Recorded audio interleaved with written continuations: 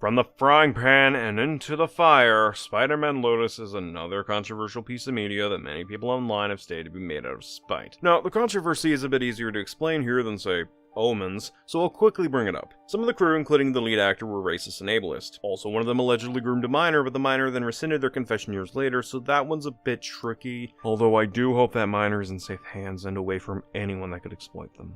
Now, this information absolutely makes this movie controversial. But, does that make it a spite work?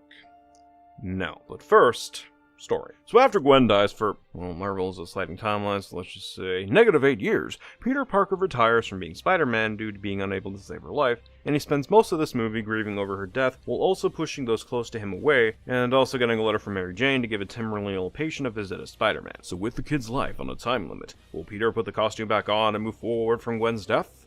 Yes. But first, we gotta deal with the grieving process and the fallout from both Gwen's death and Norman Osborn's death from, well, they don't really show it here except for the intro, but later in the flashback scene when it calls back to this, it goes completely differently at the end, so I don't even know if the intro is what happened to Green Goblin in this movie or not. So, honestly, I'm just gonna assume he saw the racist messages Spider-Man's actor was posting and was like, nah, fuck this shit, I'm out. But yeah, the story itself is fine, albeit very stretched out and slow at points. I get that it's meant to be a slow burn to get Spider-Man back in the game and move forward from Gwen's death, but the movie spent so much time being melodramatic and dull that it got fucking tiresome after a while. I had to deal with enough of that as a child. I don't need 100 minutes, 120 if you count credits, straight of this shit added to my lifespan. Especially when I don't give a shit about any of the main characters. At least in the other Spider-Man movies, we're given a lot of time to give a shit about these characters and their verse, so that when something tragic does happen to them, it hits harder for the audience personally. And that's not to say this concept could not work.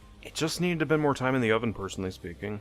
But since that didn't happen, here we are. At the very least, the cinematography is great, and the music is also pretty fucking good. But everything else about this movie, from the story, to its cast, to its acting, just fucking sucked. That's a damn shame, because we've had decades of Spider-Man movies and media to show that something like this story could be easily done, both from studios and the fans. But does that make this a spite work?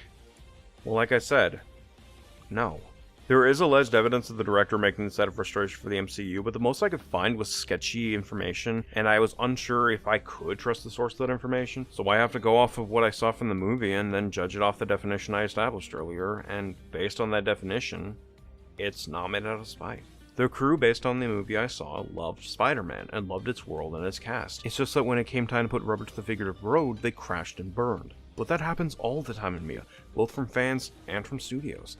Some people have great ideas with terrible execution. Doesn't mean those were made out of spite. Even with the 3 crew members / directors getting caught in those messages and allegations, that doesn't mean Lotus was made out of spite. It just means that those 3 were shitty people. Anyways, I don't see Lotus as a spite work, just a controversial one.